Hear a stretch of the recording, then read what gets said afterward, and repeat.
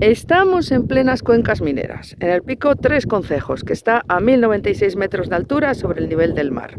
Lo comparten tres concejos, como su nombre indica, que son Mieres, San Martín del Rey Aurelio y La Viana. Sin embargo, también se ven otras cosas. Por ejemplo, mirando hacia el sur, veríamos aquellas montañas de la Cordillera Cantábrica que concretamente pertenecen a Aller.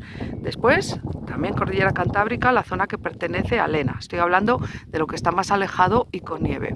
Pero en esta zona baja, bueno, aparte de un excursionista comiendo bocadillo, también tendríamos todo ese valle que pertenece a Mieres y que es el Valle del Turón, una zona que fue muy importante desde el punto de vista de la minería. Sin embargo, la sierra es la Sierra del Aramo. Ahí es donde está el famoso Angliru, donde sube la Vuelta Ciclista muchas veces. Bueno, seguimos este 360 grados, viendo otras zonas. Desde aquí se llega a ver un poco hasta el mar, más o menos se intuye. Y si seguimos y nos centramos en la zona donde vemos la nieve, eso es Peñamayor. Luego seguimos viendo preciosas montañas, ya pertenecería al concejo de San Martín del Rey Aurelio, para terminar en el de La Viana. Y ahí esa montaña tan majestuosa, preciosa, imponente es Peñamea.